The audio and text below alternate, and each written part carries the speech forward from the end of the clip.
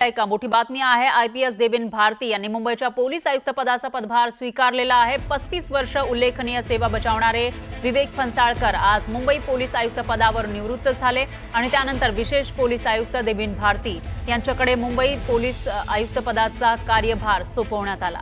तर त्यांनी पोलीस आयुक्त कार्यालयामध्ये जाऊन पदभार स्वीकारला। पोलिसांची प्राथमिकता जे कायद्याच्या अंमलबजावणी आहे तेच आहे आणि तीच राहणार आहे आणि जनतेपर्यंत पोलिसांची सेवा पोहोचवणं, जसं मी सांगितलं, शेवटचा जो माणूस आहे तिथपर्यंत पोलिसांची जी सेवा आहे ते पोहोचू शकेल असा आमचा प्रयत्न राहणार आहे। ते आम्ही करत आलेलो आहोत, आणखी करत राहणार आणि जो गॅप आहे त्याला टेक्नॉलॉजीद्वारे कसं भरता येईल त्याच्यासाठी आम्ही प्रयत्नशील राहणार। आणखी एक मोठी बातमी आहे। पिंपरी चिंचवडमध्ये अक्षय तृतीयेच्या मुहूर्तावर नागरिकांनी मोठ्या संख्येने वाहनांची खरेदी केली आहे। यावेळी नागरिकांनी इलेक्ट्रिक वाहनं मोठ्या प्रमाणात खरेदी केली। तर अक्षय तृतीयेच्या मुहूर्तावर चारचाकी वाहन खरेदी करण्यासाठी नागरिकांची अक्षरशः झुंबड उडाली। याचाच आढावा घेतलेला आहे आपले प्रतिनिधी गोविंद वाकडे यांनी। 3.5 मुहूर्तांपैकी एक असलेला अक्षय तृतीयेचा मुहूर्त साधून आपण बघतोय की वाहन खरेदीला अशी झुंबड उडालेली आहे आणि एकंदरीत जर बघितलं तर उद्योग नगरी पिंपरी चिंचवडमध्ये देखील वाहन खरेदीच्या रेलचेल आपल्याला बघायला मिळते।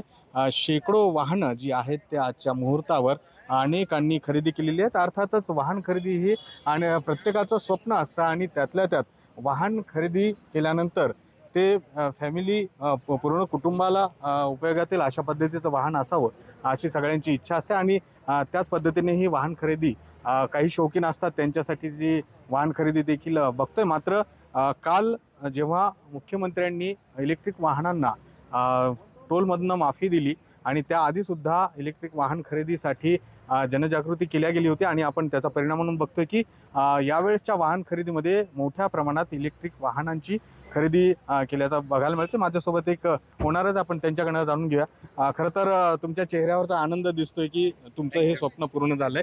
काय हे खरेदी करताना भावना होती? बस एक इलेक्ट्रिक व्हेकल आपल्याकडे असावी त्याच्याबद्दल आता सध्या भरपूर जनजागृती होती आहे आणि आपला पण एक हातभार असावा की पोल्युशन कमी करण्यासाठी।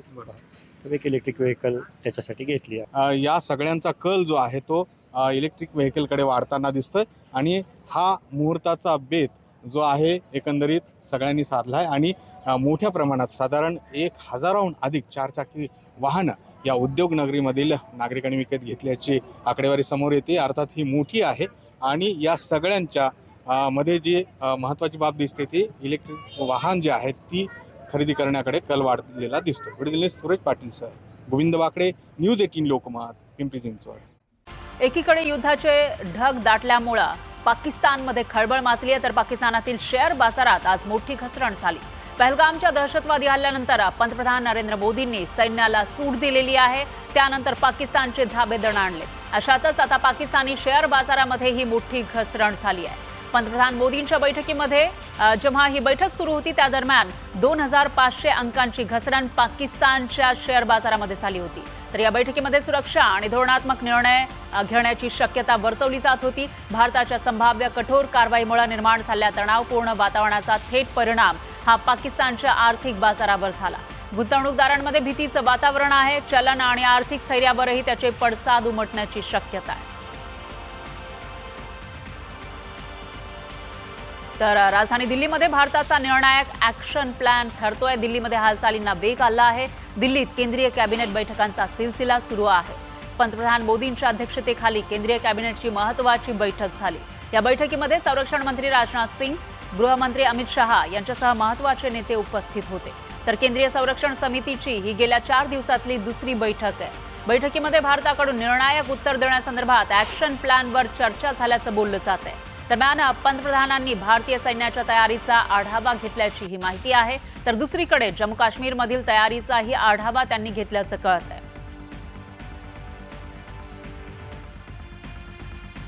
आता जाणून घेऊयात भारत आणि पाकिस्तानची लष्करी ताकद नेमकी किती आहे ते। नियंत्रण रेषेवरील हालचाली ह्या वाढलेल्या आहेत त्यामुळे युद्धाची तयारी सुरू असल्याचं दिसतंय। दरम्यान भारताकडे पायदळमध्ये 12 लाख सैन्य आहे, तर पाकिस्तानच्या पायदळात 5,07,000 सैन्य म्हणजे भारतापेक्षा निम्म्याहूनही कमी आहे. तर हवाई दलमध्ये 1.49 लाख इतके सैन्य भारताकडे आहे, तर पाकिस्तानकडे हवाई दलात फक्त 70,000 सैन्य आणि भारताकडे नौदलमध्ये 75,000 सैन्य आहे, तर पाकिस्तानकडे फक्त 30,000 सैन्य नौदलात. तर पाकिस्तानला चोख उत्तर देण्यासाठी भारतानं आपल्या युद्धवाहू नौका अरबी समुद्रामध्ये उतरवत पाकिस्तानची आणखी कोंडी केली आहे. भारताच्या या आक्रमक भूमिकेमुळे पाकिस्तानचे धाबे दणाणले. त्याला कारणही तसंच आहे. INS विक्रांत ही आधुनिक युद्ध नौका आहे. विक्रांत एका वेळी 40 फायटर एअरक्राफ्ट कॅरी करू शकते. यामध्ये MiG-29K आणि MH-60R अँटी सबमरीन हेलिकॉप्टर्सचाही समावेश आहे. तर अरबी समुद्रामध्ये पाकिस्तानला टार्गेट करणं भारताला आणखी सोपं जाणार आहे. पाकिस्तानमधली मुख्य शहरं भारत हा सहज टार्गेट करू शकतो. कसं ते बघूयात या ग्राफिक्सच्या माध्यमातून. सध्या INS विक्रांत जिथं आहे तिथून कराची हे 1338 किलोमीटरवर आहे आणि MiG-29K ची स्पीड आहे 2200 किलोमीटर पर आवर. म्हणजेच MiG हा अवघ्या 40 मिनिटांमध्ये कराचीमध्ये घुसून टार्गेटवर बॉम्ब वर्षाव करू शकतो. पूर्ण शहर नाही तर शहरातील मुख्य ठिकाण ठरवून टार्गेट करता येतील आणि कराची म्हणजे पाकिस्तानची आर्थिक राजधानी आहे. भारतानं ठरवलं तर फक्त 40 मिनिटांमध्ये ती ध्वस्त करता येईल. कराचीवर हल्ला म्हणजे पाकची आर्थिक नसा आवळणे. म्हणजे INS विक्रांतच्या मदतीनं फक्त 40 मिनिटात कराचीचा गेम खल्लास होऊ शकतो.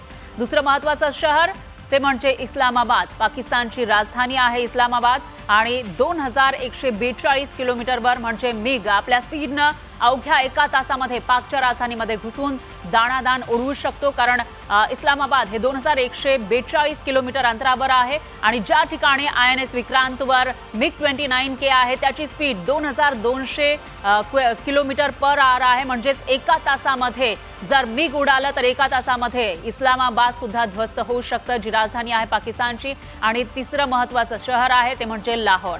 लाहोरचं अंतर आहे 1391 किलोमीटर आणि MiG-29Kचं स्पीड आहे 2200 किलोमीटर पर आवर.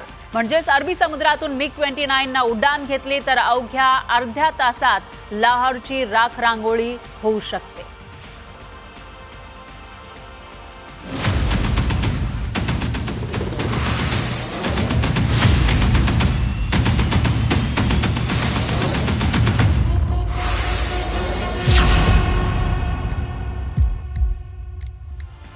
एकीकडे युद्धाचे ढग दाटल्यामुळे पाकिस्तानमध्ये खळबळ माजली आहे, तर पाकिस्तानातील शेअर बाजारात आज मोठी घसरण झाली. पहलगामच्या दहशतवादी हल्ल्यानंतर पंतप्रधान नरेंद्र मोदींनी सैन्याला सूट दिलेली आहे. त्यानंतर पाकिस्तानचे धाबे दणाणले. अशातच आता पाकिस्तानी शेअर बाजारामध्ये ही मोठी घसरण झाली आहे. पंतप्रधान मोदींच्या बैठकीमध्ये जेव्हा ही बैठक सुरू होती त्या दरम्यान 2500 अंकांची घसरण पाकिस्तानच्या शेअर बाजारामध्ये झाली होती. तर या बैठकीमध्ये सुरक्षा आणि धोरणात्मक निर्णय घेण्याची शक्यता वर्तवली जात होती. भारताच्या संभाव्य कठोर कारवाईमुळे निर्माण झालेल्या तणावपूर्ण वातावरणाचा थेट परिणाम हा पाकिस्तानच्या आर्थिक बाजारावर झाला. गुंतवणूकदारांमध्ये भीतीचं वातावरण आहे. चलन आणि आर्थिक स्थैर्यावरही त्याचे पडसाद उमटण्याची शक्यता आहे. तर राजधानी दिल्लीमध्ये भारताचा निर्णायक ॲक्शन प्लॅन ठरतोय. दिल्लीमध्ये हालचालींना वेग आला आहे. दिल्लीत केंद्रीय कॅबिनेट बैठकांचा सिलसिला सुरू आहे. पंतप्रधान मोदींच्या अध्यक्षतेखाली केंद्रीय कॅबिनेटची महत्त्वाची बैठक झाली. या बैठकीमध्ये संरक्षण मंत्री राजनाथ सिंग, गृहमंत्री अमित शहा यांच्यासह महत्त्वाचे नेते उपस्थित होते. तर केंद्रीय संरक्षण समितीची ही गेल्या 4 दिवसातली दुसरी बैठक आहे. बैठकीमध्ये भारताकडून निर्णायक उत्तर देण्यासंदर्भात ॲक्शन प्लॅनवर चर्चा झाल्याचं बोललं जात आहे. दरम्यान पंतप्रधानांनी भारतीय सैन्याच्या तयारीचा आढावा घेतल्याची ही माहिती आहे. तर दुसरीकडे जम्मू काश्मीरमधील तयारीचाही आढावा त्यांनी घेतल्याचं कळत आहे.